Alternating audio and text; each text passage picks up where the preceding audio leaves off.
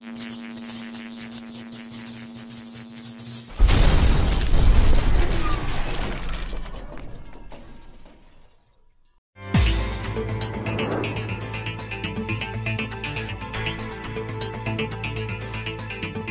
happening, Magnus Sites? Back with another Magnus Answers.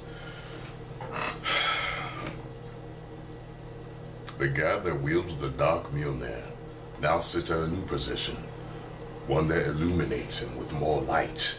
A few of you asked me, well, actually one of you said something about, hey, this one look more HD than the last videos that, you know, did he get a new camera? Well, no, I didn't get a new camera. But the camera that I have is affected by light a lot. It's not one of those HD cams that can, you know, make almost any lighting look good. So the more light that I have, the better. And I'm sitting in front of my kitchen window. So it's, yeah. So I'm probably going to try to do more videos from here. If y'all really like this angle, I'll try to do more videos from here.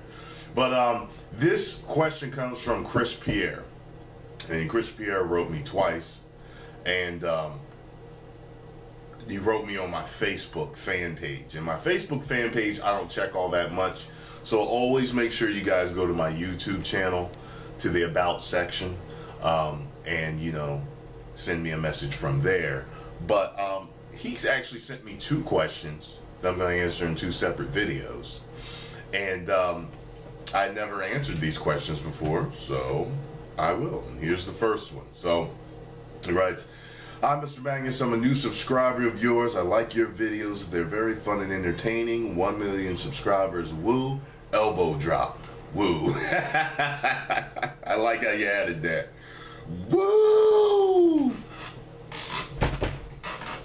Shot.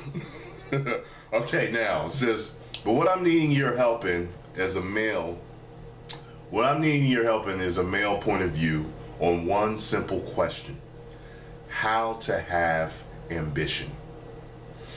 How does one gain ambition? Or is it something that cannot be taught? I'm going to tell you right now, ambition is attained when you have goals, or a goal. And it's attained when you have a goal and you want it so bad, it's like air that you need to breathe. That's the reason why you see men out there that are trying to be great businessmen. They're trying to be entrepreneurs. They're trying to be great athletes.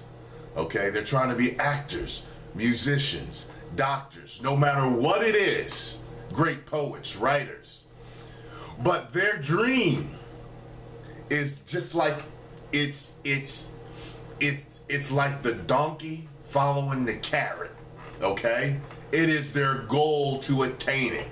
And they keep pushing forward no matter how far and how tough it is of a battle. If it's uphill, if it's racing downhill, they don't care. They're going to get it. That's how you attain ambition. You need to get a goal. Or like some motivational speakers say, you need to get a big enough why. Because just to have a goal is not enough. What I mean by that is, you know how you'll look, most people tend to be average or underachievers, so most people will understand this, and that's not a slap in the face to anybody listening to this. It's just the truth. If success was easy, everyone would be successful. So what I mean by this is, you ever been palling around with a few guys or girls, you know, girls, and you're talking about your dreams and your aspirations and your goals, and you notice ain't none of you taking one fucking step toward that goal except to talk about it, or to, you know, some of you just said it, but you never plan it. And what I mean by that is, when you have the why, see, when you say to yourself, let me give you an example. When you say to yourself, say one guy says, okay, I want to open my own bakery. And I want the bakery to become the biggest, best bakery on the planet. I want it to just provide great, scrumptious, healthy pastries to the whole world, because I like pastries, and that's just what I want to do. Now, to him, that may not be, it may not be enough, okay? But say all of a sudden this guy has children. Then, now from what I hear, when you have children, your goals shift, or your why shifts. The first why was not good enough for him. The first why, you know, he's like, yeah, I want to do this, and I love bakeries, and I love pastries, so that's what I want to do. I want to make sure everybody's eating cake.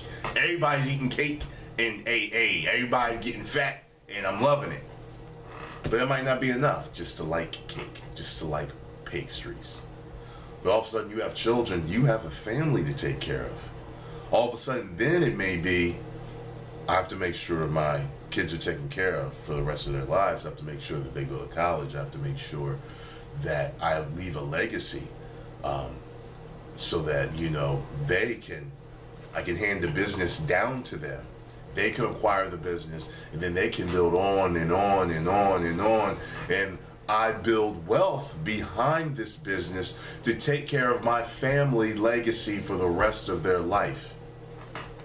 I just like bakeries and pastries. Building a legacy, taking care of my family for the rest of all ages. You see what I'm saying? These two whys, both, to tell you the truth, could be strong enough for the right person, okay, on each hand, okay? But the truth of the matter is, you have to find a why that is strong enough for you. To most people, they would say, well, just to like, you know, pastries isn't enough. But when you have your whole family to take care of, and then all of a sudden, you know, it snowballs into building a legacy and leaving wealth for your children, you know, that's a whole different story there. So that's the reason why I say that your why has to be a big enough why, okay? For some men, becoming a basketball player, fame and fortune is a big enough why. People chase fame and fortune a whole lot. But to the guy that says, yeah, but I don't want to do that, I want to take care of my whole family, I want to do this and that, sometimes that's a big enough why. So you have to find your why. Now, the letter actually continues. He said, I've grown up with women and girls, and I've never really gotten that male figure to teach me about it. All say the same to me. You just have to have it. And I refuse to believe that. I want to have ambition, but I'm confused on how to have it in the first place. I'm messaging you all the way from the Caribbean islands just to get your advice, because I believe you to be a man of success in your own right, and would like to hear your perspective and opinions on how to have ambition. Thanks for reading. God bless. I appreciate it, brother. I believe I've answered it fully. You get a big enough why, and then you chase it like your life depends on it. That's how you have ambition. When Sarah first got with me, she told me she admired my ambition. It was my work ethic. It was my drive to become the best possible version of myself, like Elliot Hulse says.